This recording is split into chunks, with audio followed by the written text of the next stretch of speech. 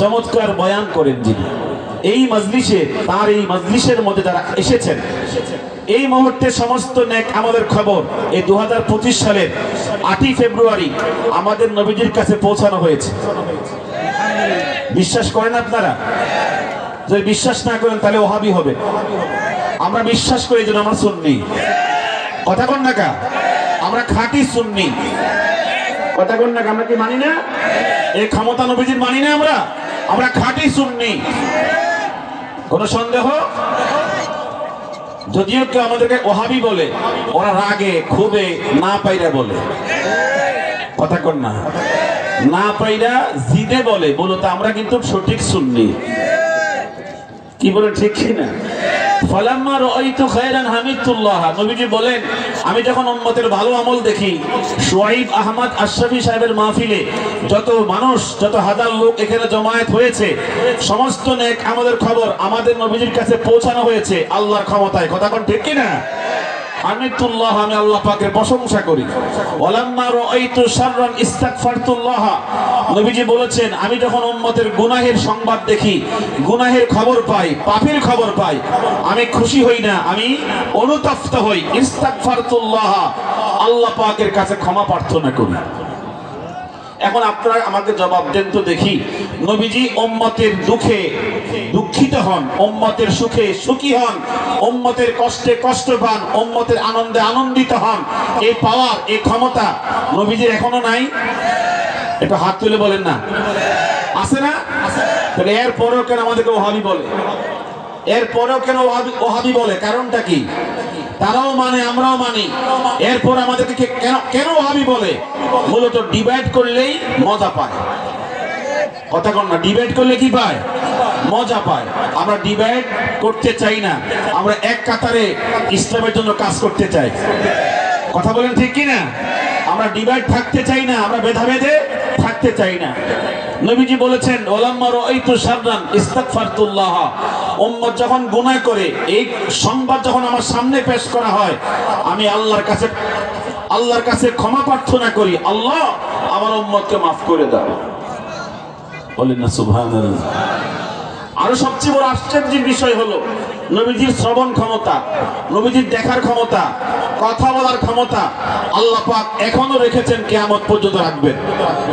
হাদিসটা মনোযোগ দিয়ে শুনেন। বিশ্ববিখ্যাত মুহাদ্দিস, 6 লক্ষ হাদিসের হাফেজ ইমাম আবু দাউদ, তিনি তার সুনান গ্রন্থের মধ্যে বর্ণনা করেছেন, নবীজির সাহাবী আবু হুরায়রা রাদিয়াল্লাহু তাআলা আনহু বলেছেন, নবীজি ইরশাদ করেছেন, মা মিন আহাদিন ইউসাল্লিমু আলাইয়া ইল্লা রাদ্দাল্লাহু আলাইয়া রূহি হাত্তা রুদ্দা আলাইহি সালামা, আমার কোন আশিক যদি আমাকে সালাম দেয়, আমার উপর দুরূদ শরীফ পাঠ করে, সাথে সাথে আমার আল্লাহ রওজা পাকে আমাকে কথা বলার ক্ষমতা ফেরত দিয়ে দেন। হাদিসটা বোঝেন না ভালো করে? নবীজি কি বলেছেন? মা মিন আহাদিন ইউসাল্লিমু আলাইয়া, হাদিসটা সহিহ বিশুদ্ধ সনদে বর্ণিত। আমার কোন উম্মত, আমার কোন আশিক যদি আমাকে সালাম দেয়, কি দেয়? আমার উপর দুরূদ শরীফ পড়ে, রাদ্দাল্লাহু আলাইয়া রূহি, আমার রব, আমার মালিক আমাকে প্রাণ ফেরত দিয়ে দেন, আমার জীবন শক্তি ফেরত দিয়ে দেন।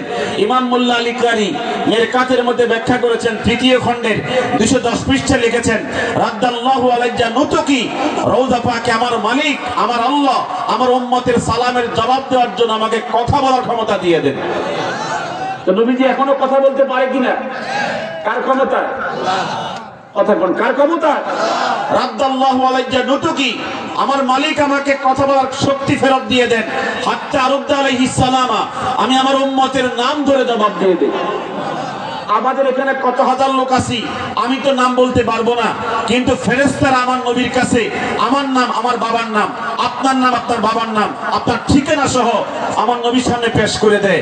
হুজুর তখন বলে হাত্তা আরুদ্দা আলাইহিস সালামা, ইমাম মোল্লা আলী কারি লিখেছেন, হাত্তা আকুলা, আমি তখন জবাব দেই, ইয়া ফুলান ইবনা ফুলান, হে আব্দুল করিমের ছেলে আব্দুর রহিম, তুমি শাহজাহানপুর থেকে আমাকে সালাম দিয়েছো, বাংলাদেশ থেকে সালাম দিয়েছো, তোমার নাম, তোমার ঠিকানা, তোমার আব্বার নাম সহ আমি জানতে পেরেছি। ও আলাইকাস সালাম, তোমার উপরে শান্তি নসিব হোক, দয়া নসিব হোক। আমার নবীর দোয়া কবুল হবে কি হবে না? সবাই আওয়াজ তুলে কর, হবে কি হবে না? পৃথিবীর কোন গাউস কুতুব ওলি আবদাল কোন পীর মাশায়েখ দোয়া করলে কবুল হতেও পারে আবার নাও হতে পারে, কিন্তু হায়াতুন নবী আমার আপনার নবী আপনার জন্য দোয়া করলে পরে 100 কবুল হবে, কোনো সন্দেহ। সবচেয়ে বড় আশ্চর্যের বিষয় হলো আমার নবীজি সরাসরি আপনার দরুদ এবং সালাম রওজা পাক থেকে নিজের কানে শুনতে পান। ইমাম জাজুলি তিনি দালাইলুল খায়রাতের মধ্যে বর্ণনা করেছেন হাদিসের মান দঈফ, হাদিসের মান কি দঈফ, দঈফ হলেও এটা ফজিলতের ক্ষেত্রে গ্রহণযোগ্য।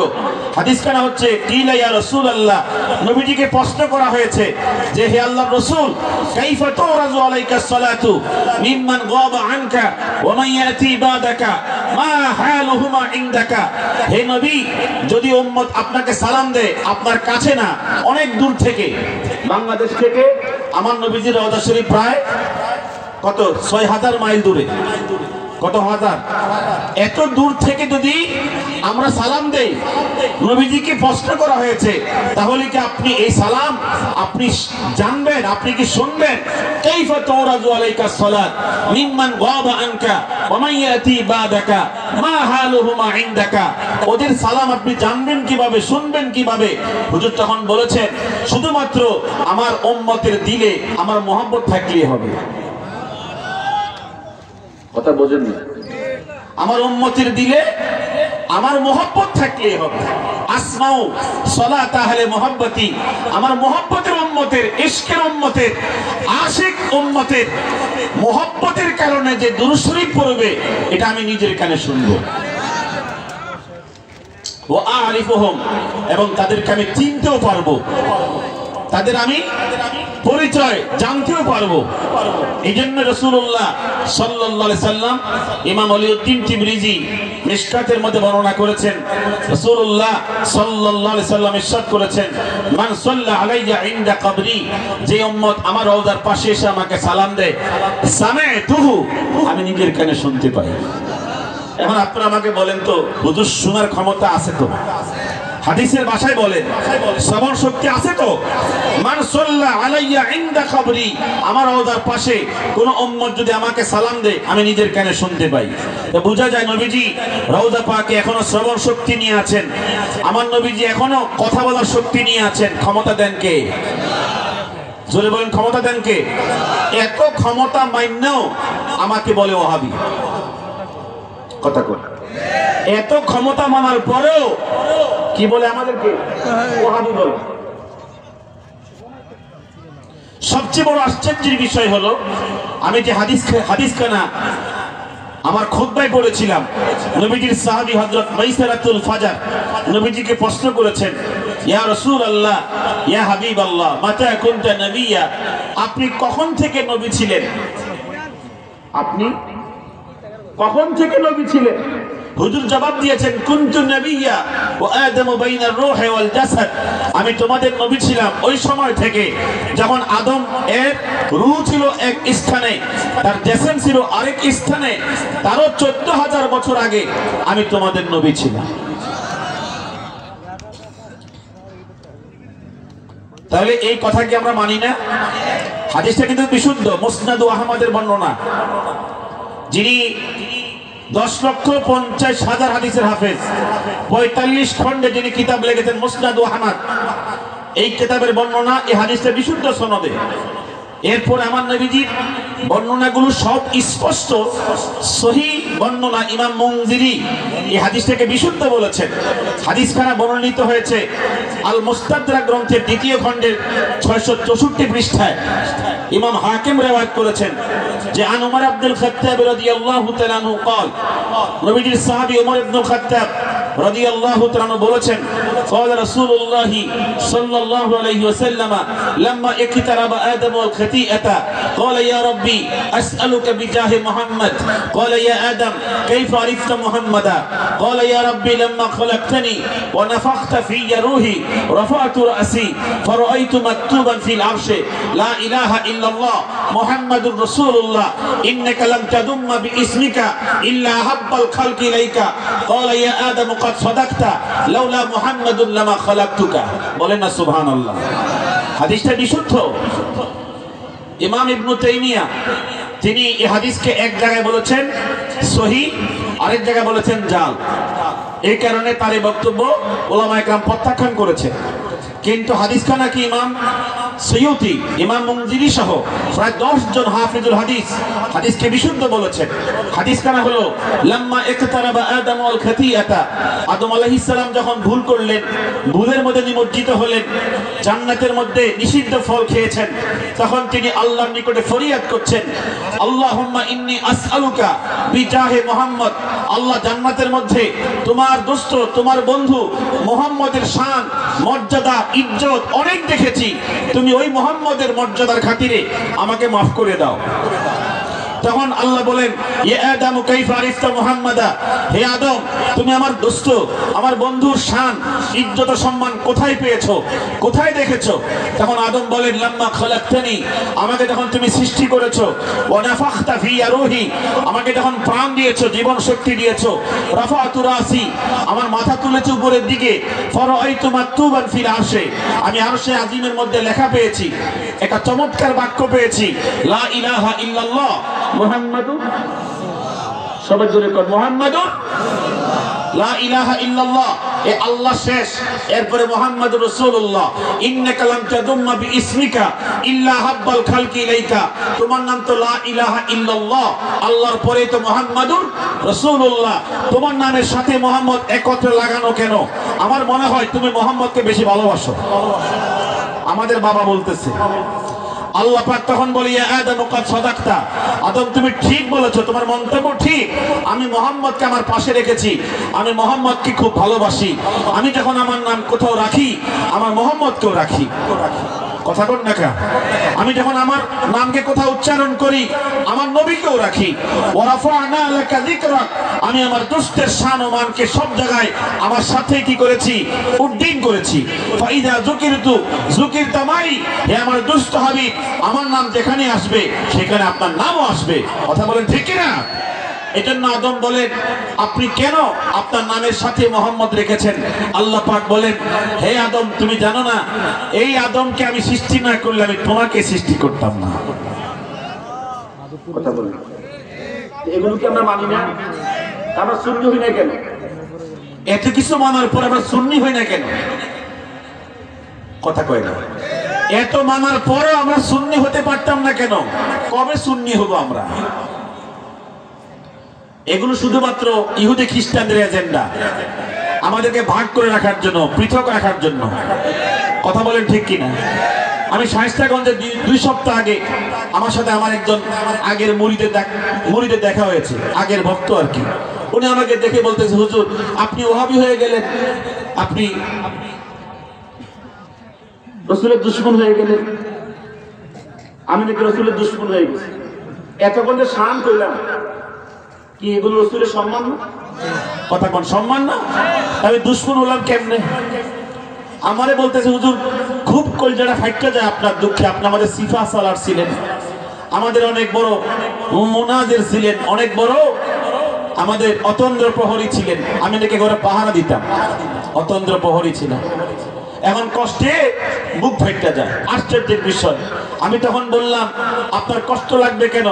আমি আগে যা বলতাম এখনো তাই বলি, শুধু বিদআতকে ছেড়ে দিছি।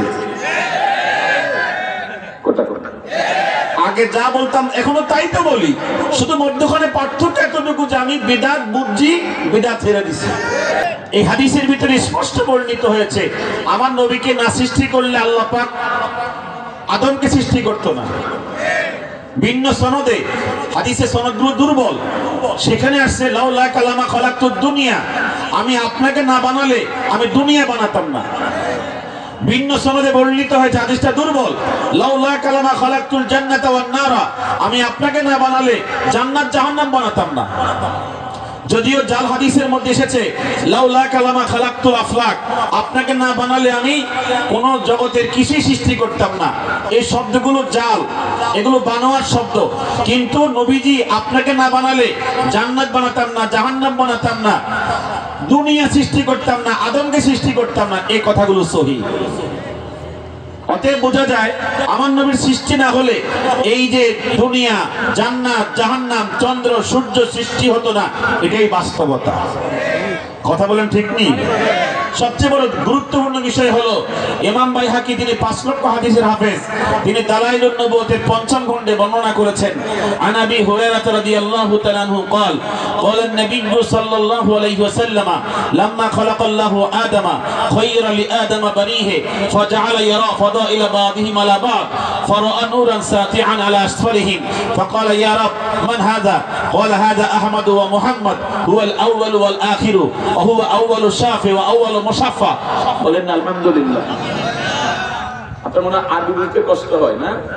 আমি আরবি ইবারত বললে এজন্য বলি, কারণ অনেকেই যারা মূলতই আব্দুল ওয়াহাব নজদির উত্তরসূরি আমাদের দেশে এখনো কিছু আছে, কথা বলেন না, প্রকৃত ওয়াহাবি বাংলাদেশে কিছু আছে, যারা ওয়াহাবি না ওদেরকে খামোখা ওয়াহাবি বলে।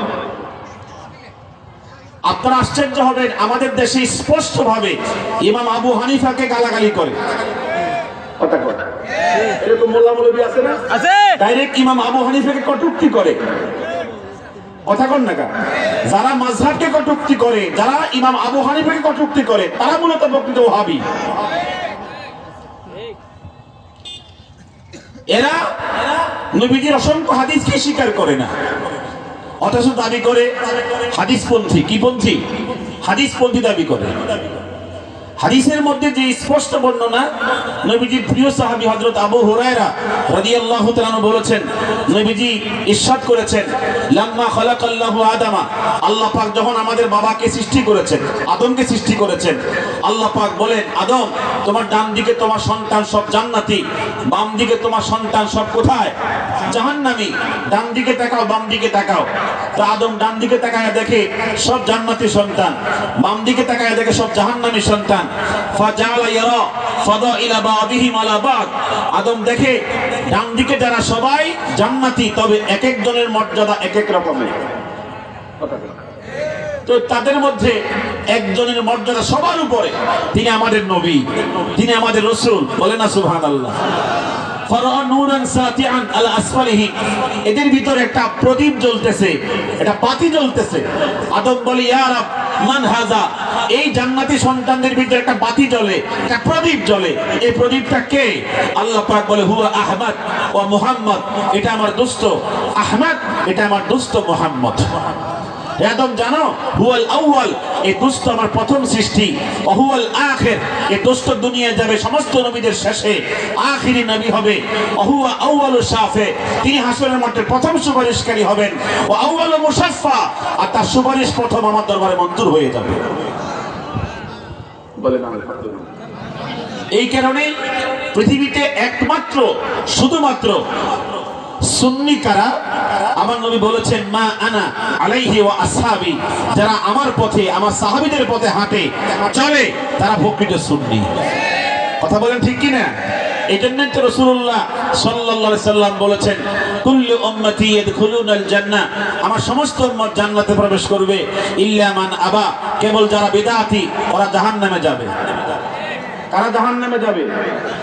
জোরে কোন, কারা জাহান্নামে যাবে? যারা বিদআতি তারা জাহান্নামে যাবে।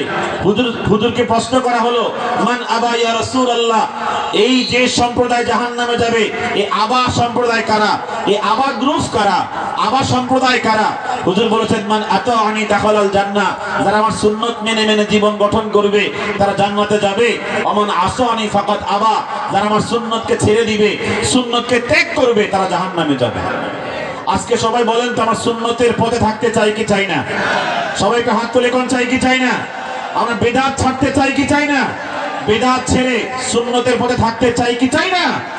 আর একটি বিষয় আপনাদের সামনে বলতে চাই, রাসূলুল্লাহ সাল্লাল্লাহু আলাইহি সাল্লাম ইরশাদ করেছেন, মান আহাব্বা সুন্নতি ফাকাদ আহাব্বানি, যারা আমার সুন্নতকে ভালোবাসে তারা মূলত আমাকেই ভালোবাসে।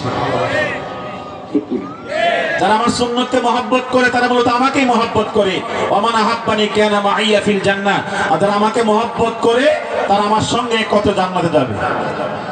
এজন্য ইমাম আহমদ মুসনাদ গ্রন্থে বর্ণনা করেছেন, ইমাম বুখারী কিতাবুত তাফসীরের মধ্যে সহিহ গ্রন্থে বর্ণনা করেছেন। হাদিস কানা হচ্ছে, নবীজি যখন মাকামে মাহমুদ পাবেন, লেওয়ায়ে হামদের মালিক হবেন, এরপরে হাউজে কাউসারের মালিক হবেন, এত কিছু পাওয়ার পরেও হুজুর বলবেন, রব্বি হাবলি উম্মতি, আমার উম্মতগুলো আমাকে দিয়ে দাও, আমার হাতে দিয়ে দাও। আর সমস্ত নবীগণ বলবে, ইয়া নাফসি ইয়া নাফসি। আর আমার নবী কি বলবে? রব্বি হাবলি উম্মতি, আমার উম্মতগুলো আমার হাতে দিয়ে দেন, আমার উম্মতগুলো আমার হাতে দিয়ে দেন। আমার নবী সিজদায় পড়বেন, আল্লাহর প্রশংসা করতে থাকবেন, কাঁদতে থাকবেন। আল্লাহ পাক বলবেন সালতুতা কুলতুসমা ইশফাতু শাফা, হে আমার দোস্ত, মাকামে মাহমুদ দিয়েছি, লেওয়ায়ে হামদের মালিক বানিয়েছি, আপনাকে আমি হাউজে কাউসারের মালিক বানিয়েছি, আপনি এত কাঁদেন কেন? আপনি মাথা তোলেন, আপনি যা বলবেন তা শোনা হবে, যা চাইবেন তা দেওয়া হবে, যার জন্য সুপারিশ করবে তাকে জাহান্নাম থেকে মুক্তি দেওয়া হবে। হুজুর তখন বলবেন লা ইয়াবকা আহাদুম মিন উম্মতি ফিন্নার, আল্লাহ জাহান্নামে আমার একজন উম্মতও জ্বলতে পারবে না।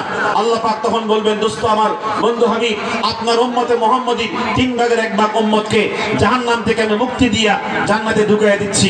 আল্লাহ রাসূল তখন সিজদায় গিয়ে কাঁদবেন, আল্লাহ প্রশংসা করতে থাকবেন। আল্লাহ পাক বলবেন 3 ভাগের 1 ভাগ উম্মত জাহান্নাম থেকে মুক্ত করে জান্নাত দিয়ে দিছি, আপনি এখনো কাঁদছেন। হুজুর তখন বলছেন আমি আপনাকে বলেছিলাম লা ইয়াবকা আহাদুম মিন উম্মতি ফিন্নার, আমার একজন উম্মতও জাহান্নামে জ্বলতে পারবে না। আল্লাহ পাক তখন বলবেন ফেরেশতারা আমার নবীর উম্মতগুলো থেকে জাহান্নাম থেকে 3 ভাগের আরো 1 ভাগ উম্মত জাহান্নাম থেকে জান্নাতে দিয়ে দাও, 3 ভাগের 2 ভাগ জাহান্নাম থেকে জান্নাতে চলে আসবে। আমার নবী সিজদায় পড়বেন, আল্লাহ প্রশংসা করতে থাকবেন, কাঁদবেন, রব্বি হাবলি উম্মতি, আমার উম্মত সব আমার হাতে দিয়ে দাও। আল্লাহ পাক তখন বুঝতে পারবেন আমার নবীকে সন্তুষ্ট করতে হলে একজন উম্মতেও জাহান্নামে জ্বলতে পারে না। তখন আমার নবী বলবে, আমার আল্লাহ বলবেন হে আমার দোস্ত হাবিব, আপনার খুশির জন্য একজন উম্মত জাহান্নামে আমি দেব না, সবাইকে জাহান্নাম থেকে মুক্ত করে জান্নাতে দিয়ে দিয়েছি। একজন উম্মত ফালা ইয়াবকা মিন উম্মতিকা ফিন্নার, কোন উম্মত জাহান্নামে বাকি নাই, সব জান্নাতে চলে আসছে। আপনাকে এমন দেওয়া দিয়েছি আপনি অবশ্যই সন্তুষ্ট হবেন। হুজুর তখন সন্তুষ্ট হয়ে যাবেন। আল্লাহ পাক তখন বলবেন হে ইয়া রাসূলুল্লাহ, আমি আপনাকে সন্তুষ্ট করেছি যে অঙ্গীকার দুনিয়ায় করেছিলাম। তখন বিদআতি সম্প্রদায় বলবে ইয়া রাসূলুল্লাহ ইশফিলানা, উম্মত সব সুপারিশ করে জাহান্নাম থেকে নিয়ে গেলেন, আমরা কি দোষ করেছি? আমরা তো রয়ে গেছি, আপনি সুপারিশ করেন আল্লাহর দরবারে। আল্লাহ রাসূল এত দয়াশীল, এত সহনশীল, আমার নবী মনে করবেন তারাও উম্মতে মুহাম্মদী।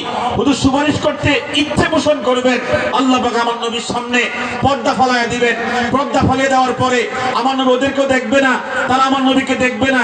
যখন পর্দা পড়ে যাবে আল্লাহ পাক বলে দিবেন হুজুর এরা আপনার ইন্তেকালের পরে ইসলামের যে 12টা বাজাইছে আপনি জানেন না, মাজারে সিজদা করেছে, পীর পায়ে সিজদা করেছে, ওরা পীরকে মনে করতো সব জায়গায় হাজির নাজির থাকে। কথা ঠিক কিনা? আপনি বলেন সোকান লিমান গায়্যারা মিন বাদি, ভেগে যাও ভেগে যাও, দূর হয়ে যাও দূর হয়ে যাও, তোমরা আমার উম্মত নাও, তোমরা উম্মত হলে তোমরা আমার প্রথম সুপারিশের মধ্যে জাহান্নাম থেকে মুক্তি পেতে। কথা বলেন ঠিক কিনা? এজন্য আমরা যেন মোহব্বতে, দলের ভালোবাসায়, পীরের ভালোবাসায়, খাজা বাবা এদের ভালোবাসায় যেন এই শিরক থেকে, এই কুফর থেকে আমরা সমস্ত ভালোবাসা বিসর্জন দিয়া আমরা সুন্নতের পথে আসতে পারি। আসলে মূলত কাউকে কষ্ট দেওয়া আমার মূল কথা নয়, কাউকে ব্যথা দিয়ে কথা বলা আমার মূল উদ্দেশ্য নয়। যারা আমাকে ব্যথা দিচ্ছে, আমাকে কষ্ট দিচ্ছে, মানসিক টর্চার করছে, আমি কারো ক্ষতি করি নাই। আমার নিজের পরকালের জন্য, আমার নিজের আখিরাতের জন্য আমি যেগুলোকে সুস্পষ্ট বিদআত মনে করেছি আমি ছেড়ে দিয়েছি। অতএব কেউ আমার দুশ্মন হোক এটা আমি চাই না, আমার বন্ধু হয়ে গেলে তো হয়। কথা বলেন ঠিক কিনা? আপনারাও ছেড়ে দেন, আমিও ছেড়ে দিয়েছি। আপনারাও ছেড়ে দেন, আমিও ছেড়ে দিয়েছি। আমার পাশে একজন বড় আলেম বলতেছে যে ফুলবাগান থেকে বাবা দেখতেছে। ফুলবাগান মানে কবরস্থান পাশে। উনি বলতেছে কবরস্থানে যিনি আছে উনি নাকি ওনাদেরকে দেখতেছে। যারা এই সমস্ত আকীদা পোষণ করে যে মিয়া মৃত্যুবরণ করছে আল্লাহর ওলি, উনি তো আল্লাহর ওলি, উনি আমনেকে আমাকে দেখে কিভাবে? এই ক্ষমতা আছে নাকি? একমাত্র দেখার ক্ষমতা কার? আল্লাহ। আমি তোরে কোন কার? যদি বলে ফুলবাগান থেকে আমাদেরকে দেখতেছে, এই কথার সাথে ইসলামের কোন সম্পর্ক? আরেকজন বুজুর্গ বলতেছে আমার সামনে দাঁড়াইয়া বয়ানের মধ্যে বলতেছে আলা ইন্না আউলিয়া আল্লাহ লা ইয়ামুতুন, ওলিরা মরে না, ওরা জিন্দা। এরা নাকি মরে না, এরা জিন্দা। কফরদা করেছে। আরে মিয়া বাতিল কথা বন্ধ করেন আপনি, আমি থামাই দিছি। পরে কামনে ওহাবি থামাই দিলে কয় কি ওহাবি। এত দুঃখ আমার, আমি হক কথা বললে আমাকে ওহাবি বলেছে। পরে বলছে আমি হাত দেবো না, পুরা হবো। এখন তারা বুঝতে আছে কি হারাইছে? বলতেছিলাম আমি স্পষ্ট যেগুলো শিরকি আকীদা বলে আলা ইন্না আউলিয়া আল্লাহ লা ইয়ামুতু, এই কথা কার কথা? কোরআনেও নাই, হাদিসেও নাই। এবারও বানাইলিস, এবারও কি করছে? বানাইলিস। আপনি চ্যালেঞ্জ করছে, এখানে উলামা কেরাম আছে, আমি চ্যালেঞ্জ করছি আলা ইন্না আউলিয়া আল্লাহ লা ইয়ামুতু, হাদিসে আছে, কোরআনে আছে, কসম কোথাও নাই, বানাই ফেলছে। কথা কোন না? আলা ইন্না আউলিয়া আল্লাহ লা খাউফুন আলাইহিম ওয়া লা হুম ইয়াহজানুন, তো কোরআনের কথা। এটা মানি না আমরা? আল্লাহর ওলি যারা, ওদের দুনিয়াতে কোনো চিন্তা নাই, ভয় নাই, পরকালে কোনো ভয় নাই। কথা কোন ঠিক কিনা? আমি বিশ্বাস করি আমরা কোরআনের আয়াত, কিন্তু ওরা মরে না, পর্দা করেছে। এই বাতিল কথার সাথে ইসলামের কোনো সম্পর্ক? আমার এক জিহাদি ছাত্র খুব জিহাদ করে, তারে বললাম যে কবর আযান দিও না, কবর আযান দেওয়া বিদআত। সে আমি বুঝিনি, আমি নাকি বুঝি না। হ্যাঁ বুঝি। কবরে কি আযান আছে? আযান কোথায় হবে? মসজিদে হবে। কবরে আযান দেয় সিজদার পরিবেশ করার জন্য, সিজদা করার জন্য। কবরে কোনো আযান চলবে না। ইমাম মোল্লা আলী কারীম এর কাছে লিখেছেন, মাইয়িতকে দাফন দেওয়ার পরে তোমরা বলবা আল্লাহুম্মা সাব্বিতহু বিল কওলি সাবিত লা ইলাহা ইল্লাল্লাহ, এই দোয়া পড়ো। মাইয়িতকে কবরস্থ করার পরে তোমরা বলো কুলিয়া ফুলান রাদিতু বিল্লাহি রাব্বা ওয়া বিল ইসলামি দীনা ওয়া বি মুহাম্মাদিন নাবিয়্যা ওয়া রাসূলা। দোয়া হুজুর শিক্ষা দিয়ে গেছেন, লাকিনু মাউতাকুম বিলা ইলাহা ইল্লাল্লাহ। এক তাফসীরে ইমাম মোল্লা আলী কারী তিনটা সূরত বাতিয়ে দিয়েছেন, আর তারা আযান দেওয়া শুরু করছে। সুন্নতের ধারে কাছেও নাই, নামে সুন্নি, নামে কি? এরপর আমি যখন বললাম ওদের পরিমণ্ডলে আযানের পরে নবীজি বলেছেন ইজা সামিতুমুন নিদা, যখন তোমরা আযান শুনবে, কি শুনবে? আযান শুনবে। আযান শোনার পরে তোমরা আমার উপর দুরূদ শরীফ পড়বে। আযান শোনার পরে দুরূদ শরীফ পড়া সুন্নাত, ওরা লাগাই দিছে আগে। আমি দমে ফাঁস করে দিই, আমি দমে ফাঁস করছি। আমি সুন্নতের বিদআত পরিষ্কার করে দিয়েছি, কোনটা সুন্নত কোনটা বিদআত। কথা কোন ঠিক কিনা? সুন্নত হচ্ছে কি আযানের পরে দুরূদ শরীফ পড়ো এবং আল্লাহুম্মা রাব্বা হাযিহি দাওয়াতি তাম্মা পড়ো, আল্লাত লাকুম শাফাআতি, তোমাদের উপরে সুপারিশ ওয়াজিব হয়ে যাবে আমার। কথা কোন ঠিক কিনা? আল্লাহ পাক সকলকে দ্বীনের পথে, সুন্নতের পথে মজবুত ভাবে আঁকড়িয়ে থাকার তৌফিক দান করেন।